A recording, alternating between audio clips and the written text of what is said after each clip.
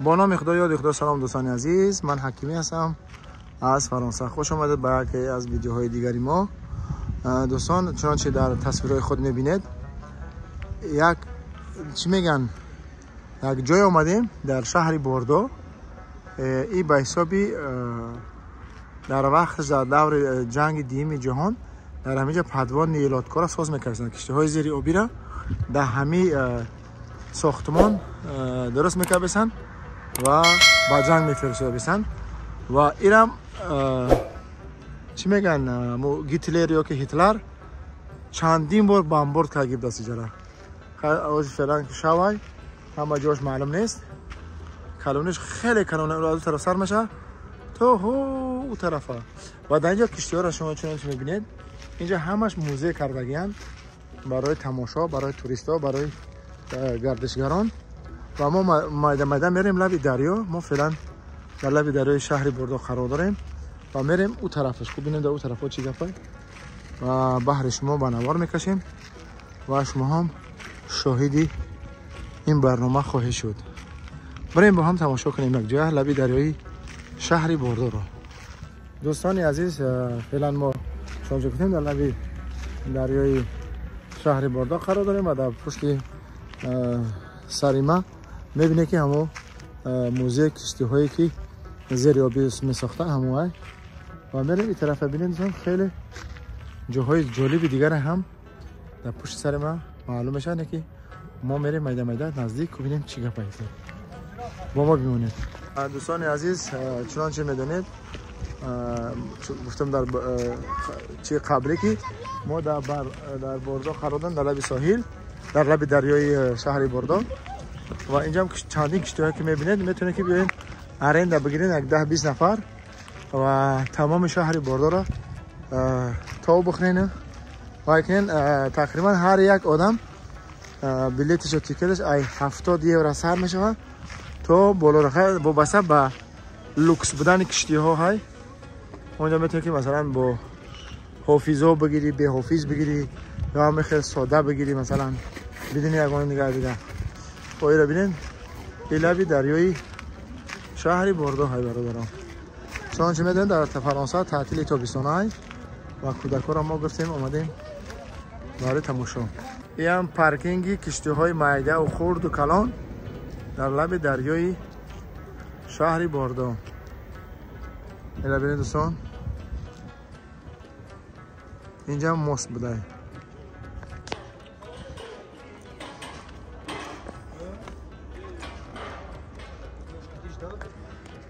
دوستان عزیز، چنانچه که میبینید ما در بالای ماست یا پل قرار داریم و این دریا شهر را به دو تقسیم میکند و در اینجا چندین چیزهای دیگه هست که برای موزه، برای نمایش اینجا به نمایش گذاشته شده است.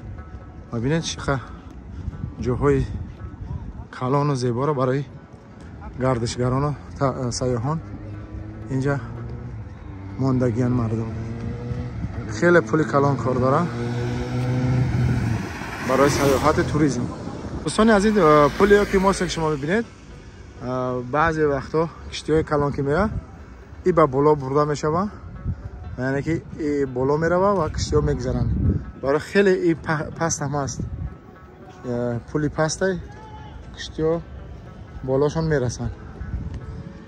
خب این طرف هم جای همین نمایش نمیفهم تماشا خیلی کلام بود اینجا.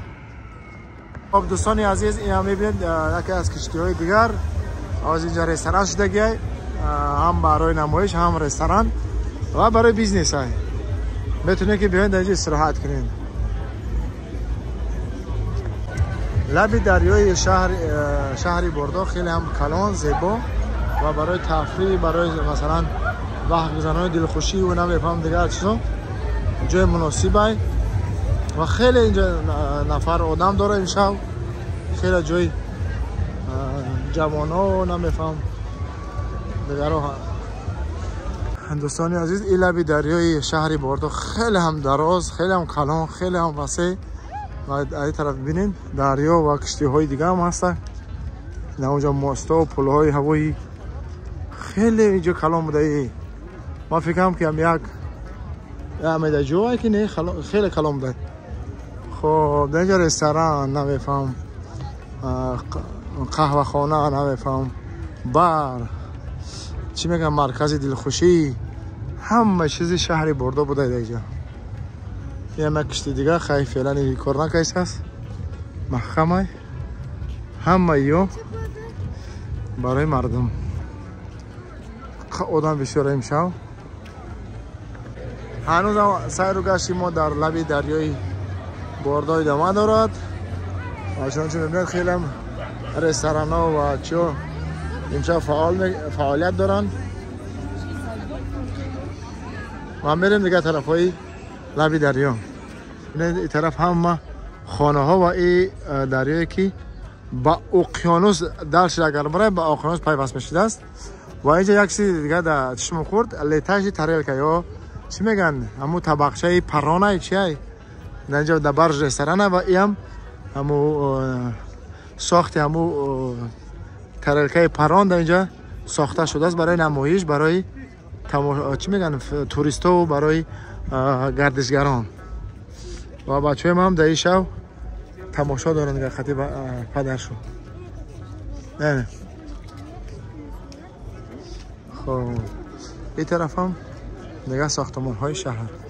دوستان عزیز ما چنانچه گفتیم در لب دریای شهر برده هستیم و چنانچه گفتیم او طرف هم ببینین طرف موزه های در همون طرف گفتی که پا کشتی های زیریابی را می ساخته بسن در وقتش و با همین دریا با همین صنعی بدسته همین وابشم دریای کدگی نگاه کنین. این اوی بالا را بینین و اوی پایان را بینین چقدر فرق دارن دیگر.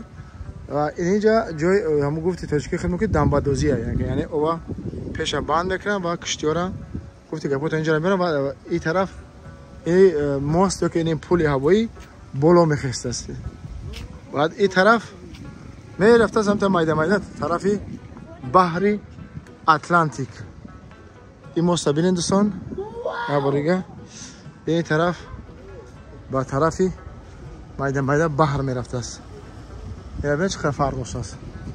این طرفی داره با طرف. و دوستان عزیز نگفتن امانت او زدنی که شما میبینید یکی از مثلا ساختمان های با نفوذ شهر که یعنی سیمبل شهری برده میباشد، چون در اونجا موزه وینا یا موزه شراب ها مشهور است و از تمام این شراب های دنیا در اینجا جمع شد برای تماشا کردن بحری مردم.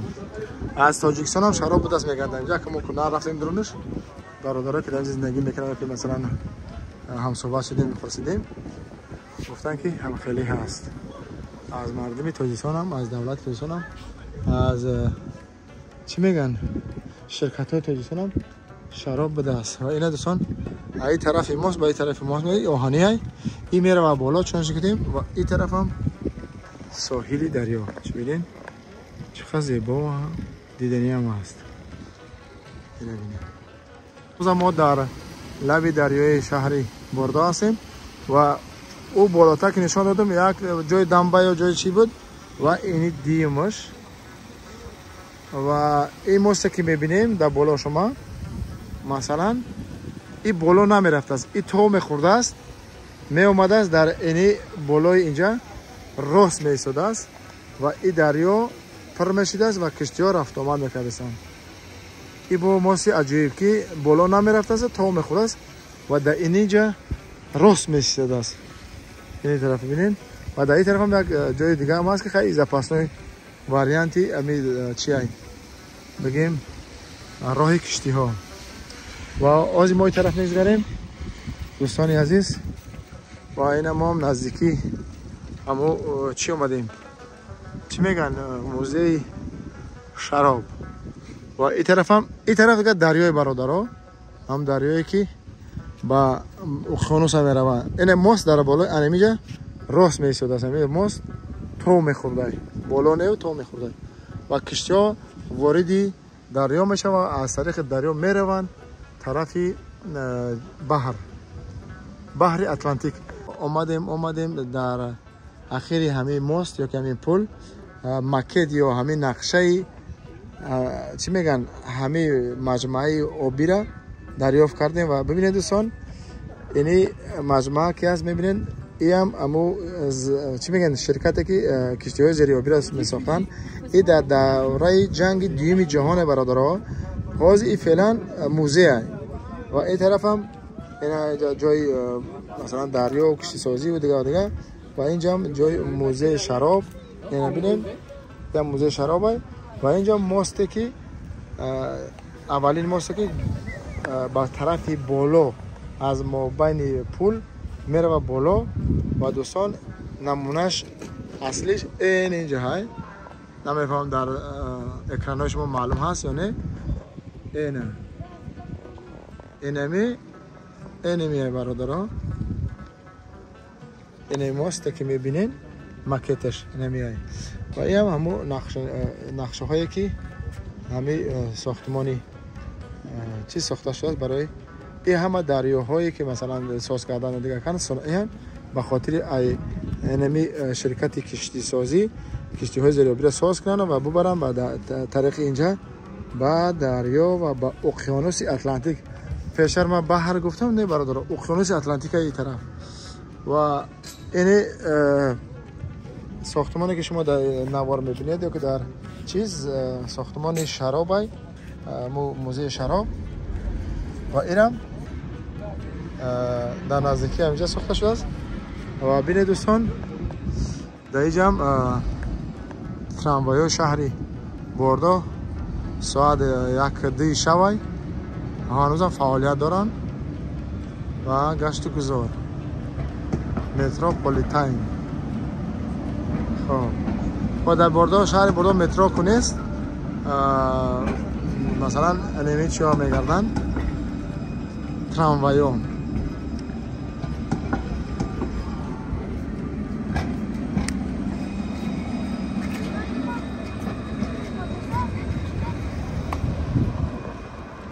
و دوستان این هم نمود ظاهری موزه شرابه که در نقشه پیشتر دیده و این هم گفتی گپا که سید وین یعنی شهری شراب ها در اینجا نوشته شده است و داخل شده که نمیدیم چند اسمای دیگه اوقات مهم نیست. برای معلومات شما ما ایران بنوار کردم که هم خیلی یک چیز ساختمان در شهری باردو و اصلا باردو از نام مثلا در دنیا از همین شراب هاش مشهور بوده. در کجای خواندم در اینترنت یعنی شهری باردو از نگاه شراب در دنیا نام کشیده است. و اون طرف میره دیگه سمت های شهر و این طرف رستوران ها نمیفهم هتل و گستینسه ها و مهمانخانه های شهر. تا یک چیز جالبی دیگر در اینجا اومدیم دیدیم این هم همو کشتی ها را که چرخ میتونه در حرکت میتونه از به طریق همی چی میگیم وتیلیاتر میگیم یا که نمیفهم از طریق همی چیز تو میخورد خیلی کلام بوده و اینم یکی از نمودهای همون کشتی شرکت کشتی سازی که در اینجا با نمایش گذاشته شده است. بحر تماشابینان و بحر سیاحان شهر. دوستان عزیز یک چیز دیگر جالبی در چشم خورد مثلا این یکی از گوشه های مهمانخانه و اینجا هم یک ساختمانی است که در وقتش گندم ها جمع آوری میشدن با حساب سیلوی گندم یا همو میل کمبینات و این را حاضر گرفتن مهمانخانه 5 ستاره کردن و در اینجا خیلی هم مهمانخانه زیاد است به خاطر سیاحان و توریستان زیاد میان و در اینجا هم زیاد ساختمان ها هتل ها ساخته شده است. خب دوستان عزیز اینجا رسیدیم به فرجام برنامه. این هم بود کم معلومات درباره گشت و گذار شبانگاه های که شبانه ما در لب دریای شهری باردوی فرانسه و دیگه وقتی زیادی شما را دیگه نمیگیرم، شما را وقتی پاک و منان میسپارم تا برنامه بعدی. خداوند یار و مددگار همه ما و شما باشد. بدرود.